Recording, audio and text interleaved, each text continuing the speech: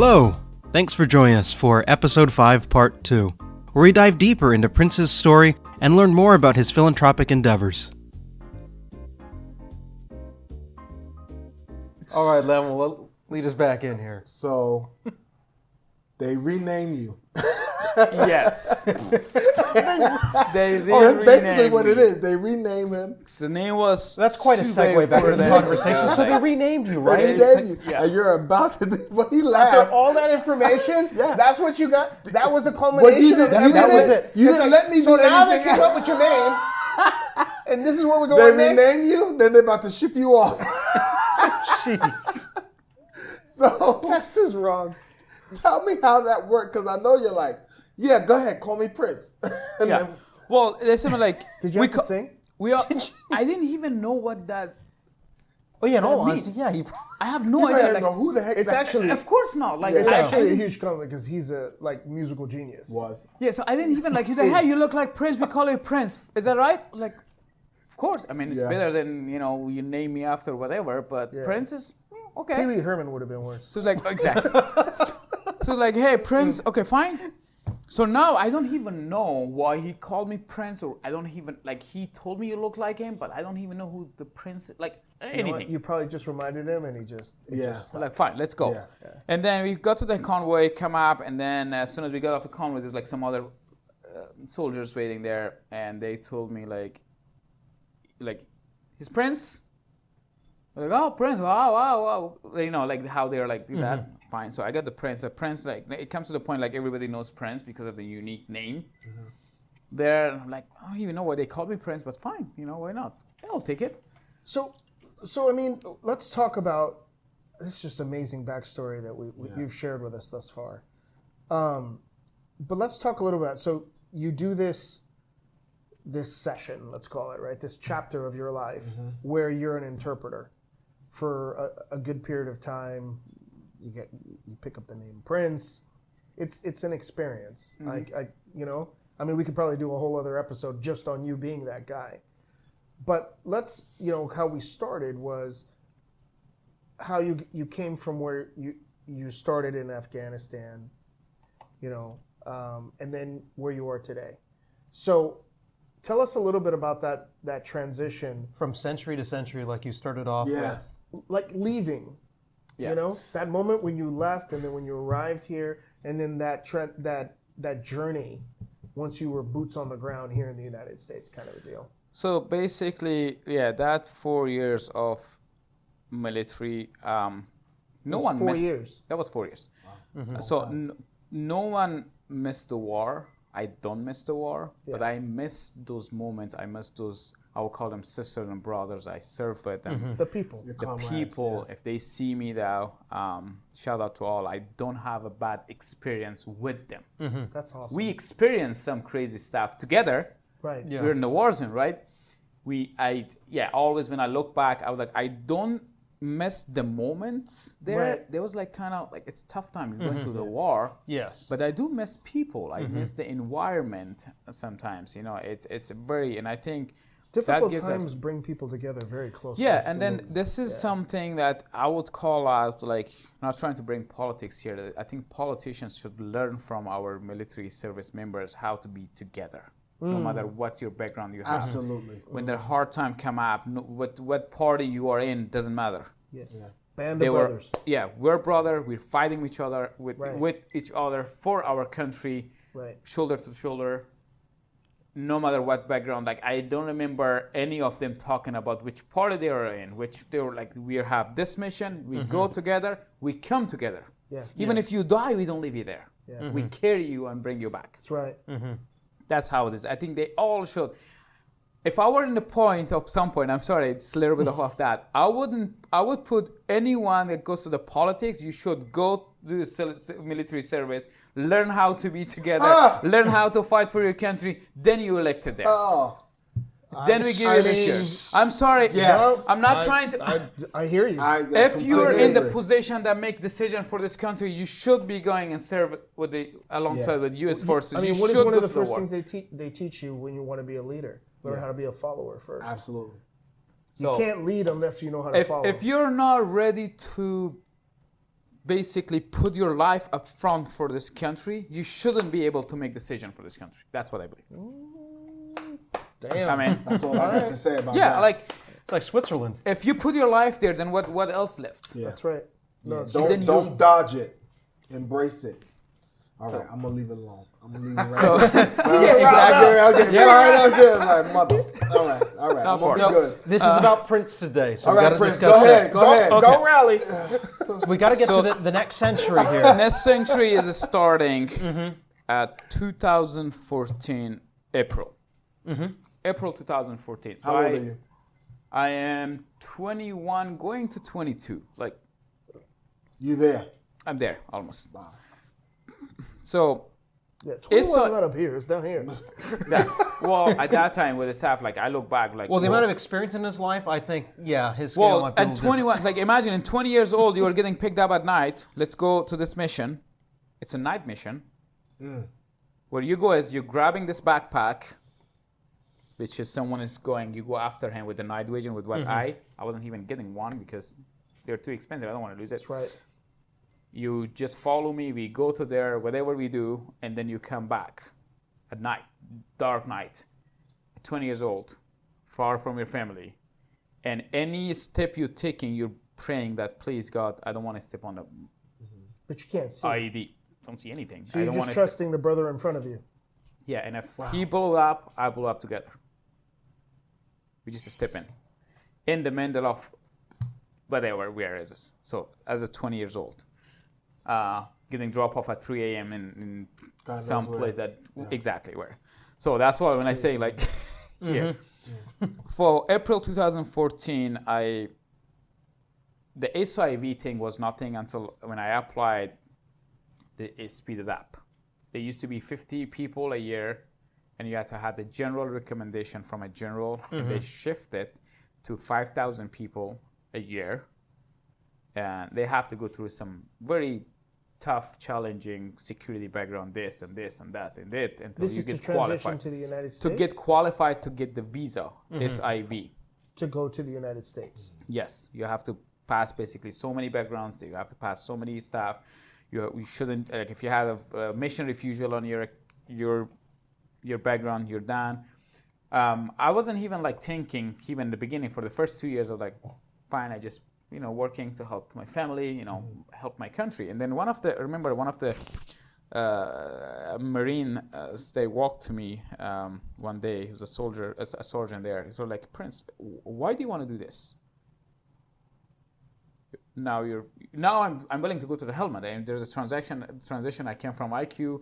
My dad saw my military pictures. So he knows now. Yeah. Now he knows. Yeah. But I was called in, switching mission from IQ, go to special operation units to be assigned to Helmand. When they called me, I told my dad I'm going to Kabul. Sorry, Dad, you're not here, but I had to fly the sports. Kabul is safer, of course. Helmand is like, if you go there, the chance you're making back is 20%. Let's say this way. It is not. So I'm in the base, and he called me like, hey, Prince, why do you want to do this? Not that I'm trying to scare you. I'm sitting in this office and transitioning. They're talking like, okay, did you find his brother's number or whatever? So the person I'm supposedly going to replace got killed.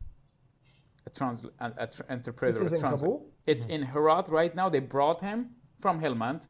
They're looking for the emergency contact to call the family, like, hey, this is what happened to you. They're talking to each other. They're not trying to share it with me, but I hear that. And then I'm going to Helmand. They brought him from Helmand, basically a body, Afghan translator, for $500 a month or $600 a month. That was the salary I was getting at that time. I hear that, and then I asked the guy, like, this guy got killed? He was like, yes.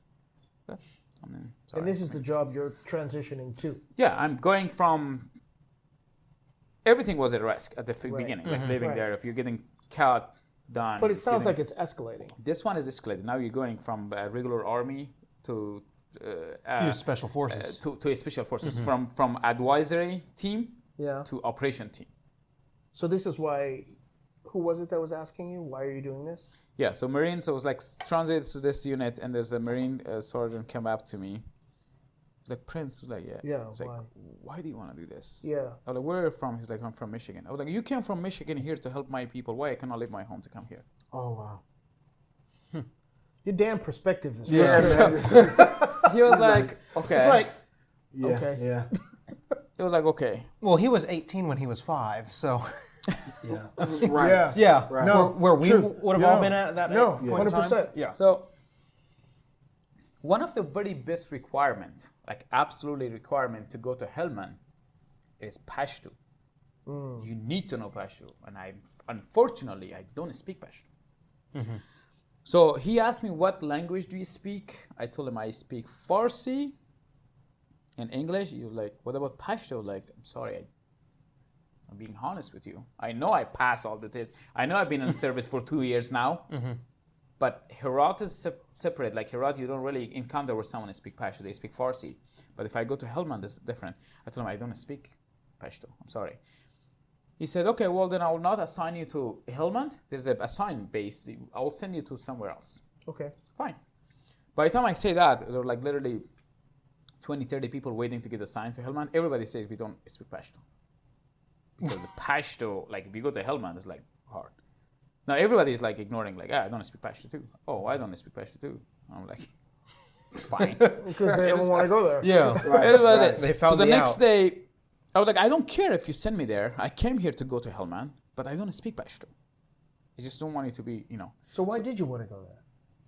Well, because I was translated from the regular army to the special forces. They told me, okay, you go to this base, Yeah. and the Helmand is a high demand now. Yeah, but the risk of not surviving it was very high. So you didn't consider that? Or Well, you didn't care? Or Here's the thing, like you're considering, like any step you take in is definitely a risk. So I mean, when I'm like, statistically 20% chance. that's survival? my thought was at the time, and I'm still at the time because they basically brought in, and I was trying to send somebody else to go to replace it. Helmand was in the heart of the war. Like I'm talking about 2020. So that's what I'm saying. I mean, I'm feeling the same way that Marine felt. Like, why do you want to go there? Yeah, I was like, okay, if you're there, then why I shouldn't go there? I mean, But I feel like he's being driven by something else, by a force that, in my opinion, is unexplainable. His purpose, he could share the surface of it, but the depth of it is like the mind-blowing. details on that. Yeah. Yeah, I'm still confused. And like Prince shared, it's like it's his home country, and this gentleman from Michigan's out there, and he's Yeah, but lots of people can say that, but that doesn't mean that they fall. We were talking about it before we started the show. Yeah. About talk is cheap. Right. Lots of people can say that. Yeah. He's literally doing it. And Like going like, I'm gonna continues go. to do it. Yes. And you're like, why? Yeah. You don't have to go. Yeah. So why did you feel like it was your responsibility or So something? definitely, I mean, you're putting your hands together with a group of people that came from the other side of the war, trying to build your country, and how can you escape out of that? There's someone's needed there, because it's your home. and it's my home. I should go there help. Like if it's needed there, if I don't go, then who goes? When you go, and you put in your life, you have a family there. You don't have to do that too, right?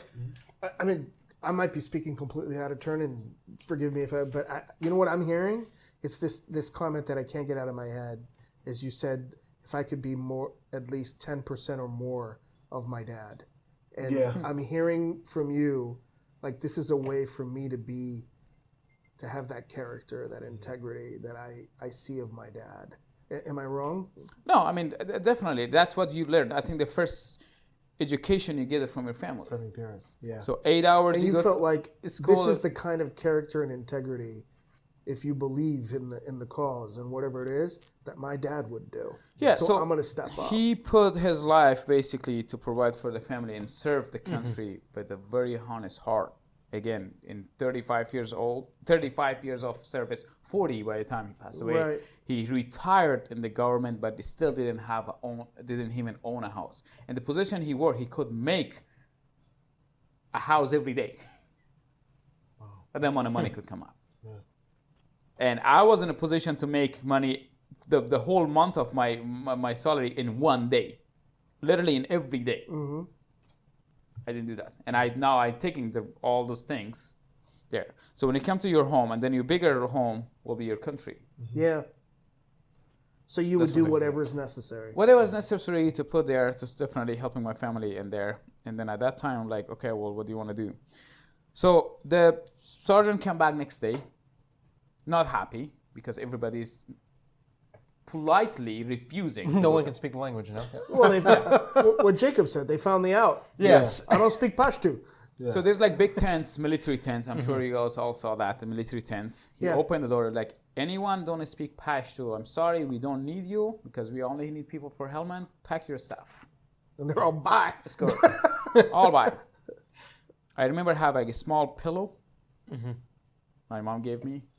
I had a small, what is it called, a blanket, tiny one. I fold this, I fold that one, I put it on the back, close it up. I have a holy, you know, it was called like one of the pictures I still have at home.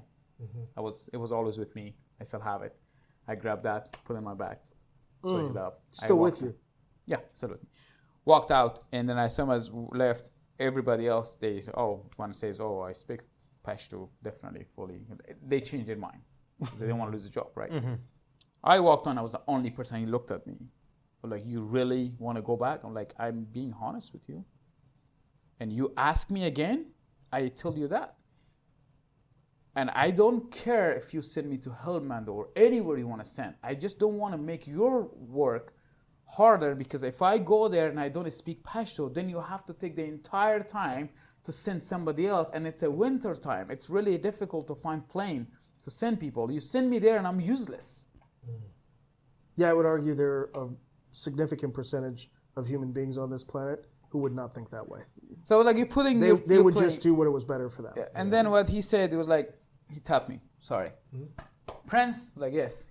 He got Prince too from there. Because the team, they gave it to me like it's Prince. Go sleep here, whatever. You're getting your pay. I will send you a good spot. But when I send you, you don't question where it is. Deal? Like, deal, fine. Go there. I was there 56 days waiting to get picked up. And during the time, now SIV is a high thing. Like, you need to go, you need to apply for that, you need a recommendation from your mentor. And I'm like, okay, if I need that recommendation letter and I'm still sitting here, I'm not even assigned, who do I contact? So So have you already made up your mind that you want to come to the United States? Now it's a time to go and you can apply. Like, okay, I will apply. But why that's not? what you want to do. Now it's yeah. I want to apply for that. It's opportunity. Why not taking it? And I was thinking, I go and come back as a cut 2, or the people that come from US translator in a different position working, still want to come back. So now I'm not even assigned 20 units. And by the time you assign it, you need to build a trust within them. They give you a recommendation. It takes another year or so. Like, I don't care about being here waiting, but I'm tired of sitting there, basically getting paid or doing nothing. You start to feel like you're becoming useless. And, and then at the other hand, I want to get my recommendation letter to go. So I went through that memos that I got from my previous unit, the unit that Sergeant Dugan was a part of that. I found this recommendation from Major Gruber. He's maybe seeing me. He's in San Francisco now. I saw him a memorandum and put his phone number down there. I grabbed my phone. I called him. I don't know what time in the US was. I'm sure I woke him up at 3 a.m. in the US. Prince helped me. The name Prince was so unique, so he remembered that. I was like, hey, this is Prince. You remember? Like, yeah, Prince, remember. I was like, listen, I need a recommendation letter. I know you left 6 months from now, but can you do this? Like, okay, do you see my email on that letter? I was like, yes. Send me anything you need on that email, I'll get back to you. And he did. He did. I sent him an email. Within 2 or 3 days, he sent me a recommendation letter, whatever was needed at the time for the things. How long from that point to you being on the ground in the United States? 2 years after that. Wow. It's a long time. So, still a long time. Still a long time. It was like 2012. A year and up till April, basically. So a lot of waiting, a lot of still doing process to finally get here? So applied, and then forget about it. And then you just wait. You just do your thing, and then you get an email. First email is approval, second email is like you do this, third email is So what was it like the day that you got the letter saying you're going? So when I was told to drop off your passport, because I did a visa interview and this, it was actually a very exciting time, not to lie. You're going to US and you have those mansions or like waterfall. You see anything you see on the movies, you have in your mind. Dude, I'm with you 100%. So you think, so when you were coming here, was this kind of like this very special place? Is that what you were thinking? Yes, US is different. I was always watching those movies around the New Year when there's New York full of snow and there's like all those Christmas lights. So like what movie? Christmas Give me a tree. movie. I'm really bad on the names. That's okay. That's okay. Describe it. So there was this movie that was recording on the New Year time, on the New Year Eve. There's like snow coming, like flashlight, like a Christmas trees and Christmas light everywhere. I basically had the most of my part of English I learned from movies. It sounds like every Christmas movie in New York. Yeah. No, say not Die Hard. Could have been. And the movies, you always see this building. beautiful side of everything, which is It's beautiful. going to be This is Rockefeller Center in beautiful. Manhattan. Yeah. It's usually It is a beautiful country. So I was told to come, so I got my visa, finally, let's say, stamped on my passport. Now it's election happens in Afghanistan, 2014. You don't really know what's going to happen after election. You don't know if you're getting stuck here. You don't know if there's a civil war happens. There's so many rumors here. And This is happening 2014. right when you were leaving? Yeah, right. Like as soon as I got the U.S. embassy. So normally that's how it was working. All the passports were picked up on Sundays. Okay. This time they told me to come pick up your passport on Thursday because of the election. They were trying to Get it all done. get it all done because they also don't know what's happening, right? So how long from that point before you got on a plane? 1 week.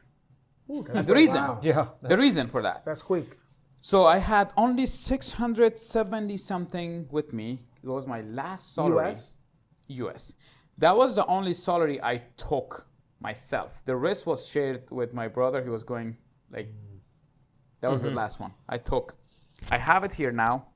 The tickets are $1,800-$1,900 to come to US. So how'd you make up the difference?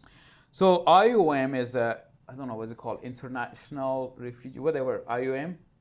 There's an organization helping people like pay for your tickets, but you have to pay them back. So it's a loan. It's a loan. And that process takes like 3 months or 4 months until you get basically. So you don't have enough time. I don't have enough time. So I have another friend, which he started a year before me. He was encouraged by me going to the campus zone and pass the test. He was like, if you pass, I can pass. He went next day, he passed it, he accepted the job and went to the work a year before me. But me and him got visa together the same day. Oh, wow. Interesting. The same day. Yeah. He started a year before me. Because like, if you go pass your test, I know better English than you do. Yeah. I know Pashto. So he went, he passed the test, he accepted the job right immediately after that, but I had to wait another year and a half. So how did he help you with the difference that you were So short? what happens, like, hey, he got the visa, like, let's go. I was like, listen, I can't go because I don't have the money. He said, well, you're paying IUM, right? Yes. So I pay your ticket, you pay me back when you go to US, and you starting a month or two earlier, you find a job, you paying me back. So he loaned you the money. He said we get the ticket together and we go together because I don't want to go alone too. That's what he was saying.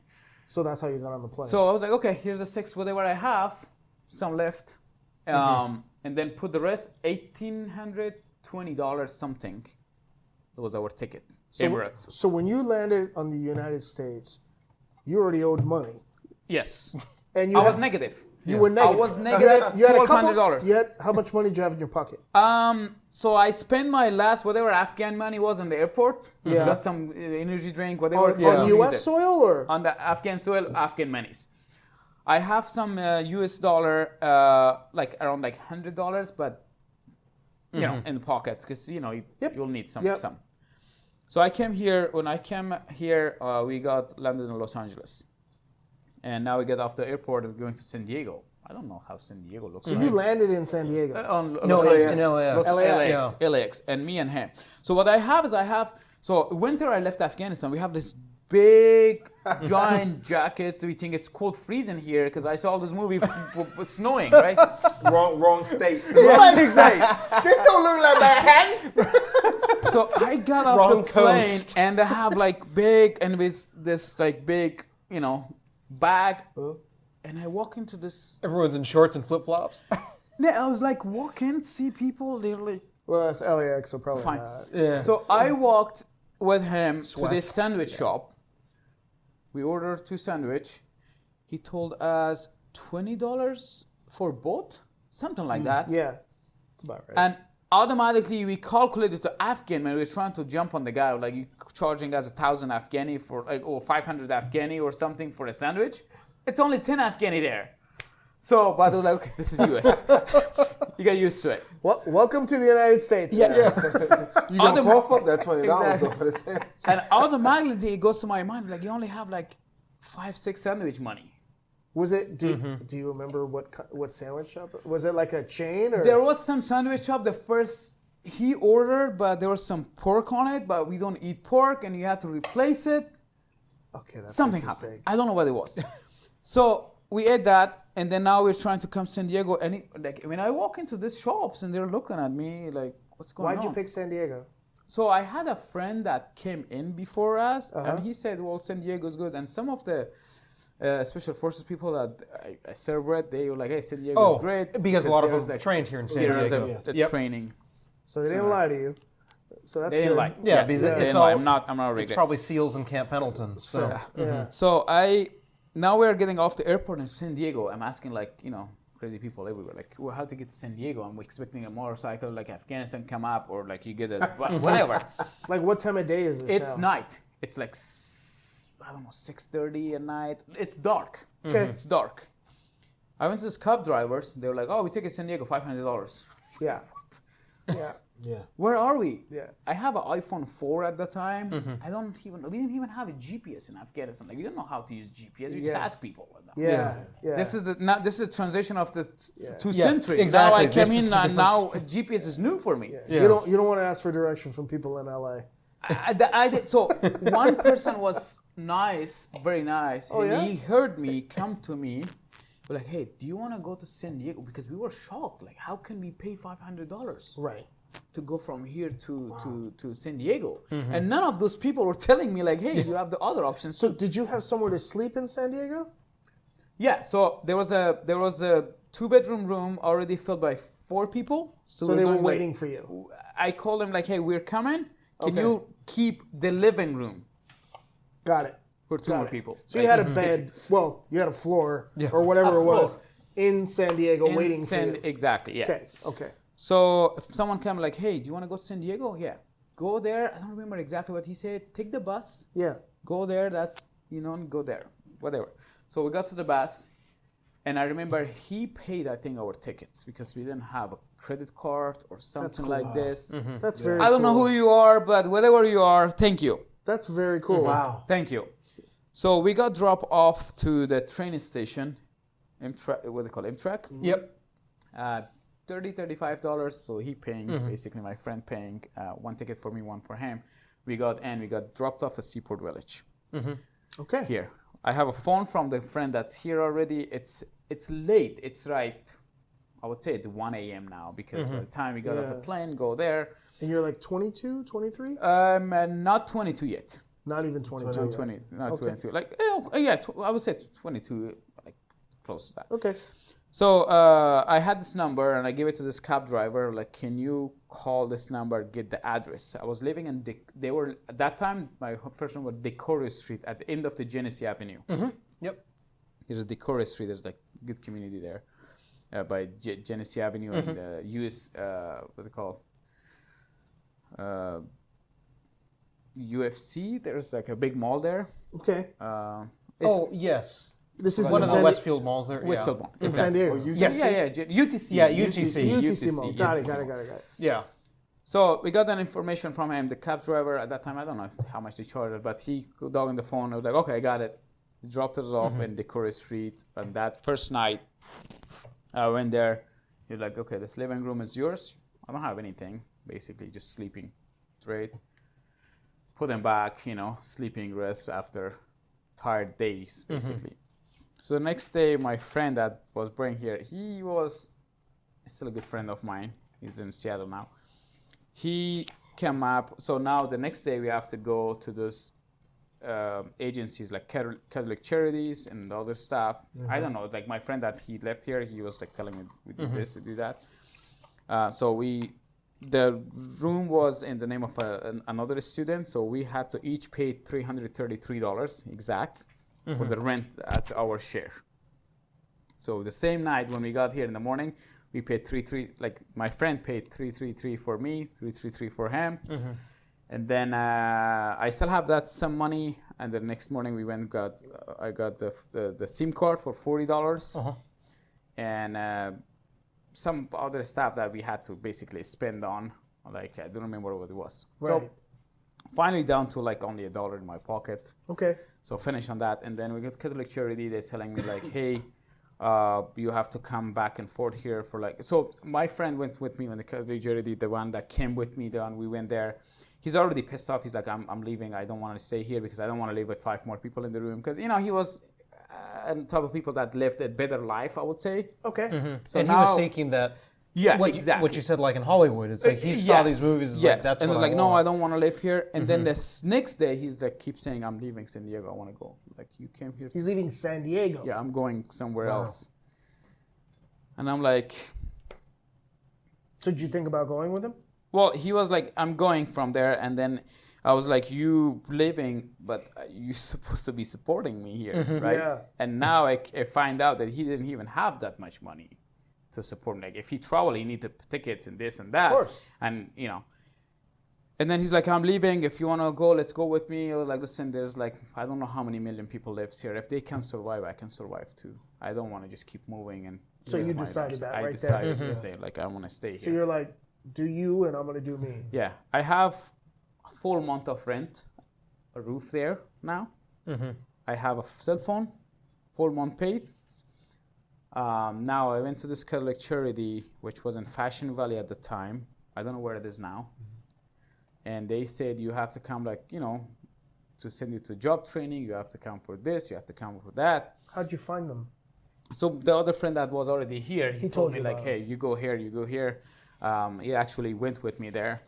And like, okay, what type of job you want? I was like, anything that has a name, a job. Yeah. I don't care. Yeah. Anything. It's like, are you even willing to clean after people's mess? I was like, yeah. Anything. Yeah, I need work. I need to work. He said, okay, well, it's too early. We have people 3-4 months without a job. You don't have to be rash. And I'm like, how can I even survive? Exactly, yeah.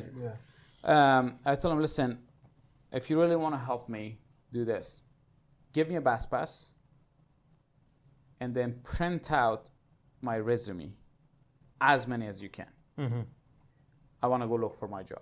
I can't wait to go through workshop. Like, come to workshop, we teach you how to do that. Like, print out my resume, give me a bus pass. And they did. Yeah, so they give me a bus pass. Yeah, and you did the legwork yourself. It's like that much. I was like, as many as you can. So in the morning, I was anywhere I could walk, I was walking. So you're 6 years old again, selling bananas. Exactly. I like that. I like that. Yeah. Again. That's where we are. Yes. You're 6 years old again. The work ethic. Yeah. You're like, been here. Yeah. I know how to do this. Yeah, just give me the resumes and I'll go do it myself. It's I'll like, I just don't go need your figure this workshop. out. So I was walking as much as I could walk. From UTC, I don't know if there's anything left. From Red Robin to car wash on the Genesee Avenue to the Red Chevron Robin's gas still in the station. mall. I think it's still in the back of the mall. I walked in and gave resume to all of them. How many would you say you gave out that day, probably? Well, every day I was giving out at least, 50 or 60. Anything I was seeing a store. By foot. I had help But, with by foot as much as I could, and then And like, okay, bus. there's nothing there. It's all homes. I can go knock homes and give the resume. So getting a bus, and at that time I remember I had not knowing how to use GPS still. I had the map from the bus station and I'm circling. And you're marking where you've been, Yeah, where you're it's going. like you go this, you do Every day. Bus 41. I still remember from Genesee, we're taking you to the Fashion Valley, and then you were getting the green, if I'm not mistaken, green line. The green line, yeah. Trolley, getting drop off in downtown San Diego. And again, we're like 2015? 14. It's still in April. April 8th, I stepped into San Diego. April 8th, 2014. April 8th, 2014, I stepped into Los Angeles. By the time I got to San Diego, which was 1 a.m., April 9th. April 9th. So, I walked, so I was getting like 41 bucks, go to downtown. In downtown, I walked every single 7-Elevens that was there, every business Why 7-Eleven? So someone told me they hire more people. They always need people. So that was the idea in your head. I'm like, okay. And then they told me some of them are owned by Afghans, so they may help you. Okay. Fine. I walk in. I think in my hand, they said Afghans own 7-Eleven. I'm thinking every 7-Elevens in town belongs to 1%. And I just go. So you're just like, it's gotta be. I just keep saying a name. You thought it was one guy? He owned all of them? Yeah, all of them. Yeah, that's what I'm thinking. So you're just name dropping. And then they told me a name called David. Hi, David. You see me, he's still here. He's my brother. I'm going to every 7-Eleven and say, hey, David here? And they're like, who's David? Can you give my resume to him? And go there, walking. And the next day, I'll go follow up. To anywhere I can, I give them resume. Like, did you? Well, that's perseverance right there. Like, hey, did this is way beyond perseverance, dude. This is next level. And my phone is like that, waiting for a call. How many 7-Elevens do you think you hit total in San Diego? Well, I wasn't able to find any other 7-Eleven by the Genesee walkable. Yeah. So I got the trolley, and then any 7-Eleven is in downtown San Diego at the time. I was like 7, 8, or 12, whatever it is there. I would just It's a lot of 7-Elevens. I walked, and I was because they're like, not like right next to each other. No, I wasn't at that time, and I didn't even know how to search. There was no search thing for me at that time. Anywhere I see a 7-Eleven sign, I just go. And they were saying like, okay, is David here? Like, no. It's on the other street, maybe. There's another 7-Eleven, go there. That's how I was going after the next 7-Eleven. Give my resume. And finally, I found David's store in somewhere. And then I walked, I don't know, the third day or second day, I'm walking in. I still have that dollar in my pocket. I'm getting close to... You're running out of money. I'm already running out of money. I don't have any money. I have $1 in my pocket left. So how are you eating? So when my friend left, basically this next day we bought some grocery. So you were eating the groceries. And then I have the other friend that is still living there, but he's also saying, bro, like at the end of the month, I'm sorry, I barely can. He's been in country for 8 months. He still don't have a job. That scares me more. But he had money to spend. He came with the money. So hang on. So the guy's there. It's been there for 8 months. Yes. He's the reason you have someplace to sleep. Yes. And the guy who has, it sounds like he has a little bit more money than other people, is saying, I'm not staying here, I'm leaving. You can come with me. And then we can do the whole thing.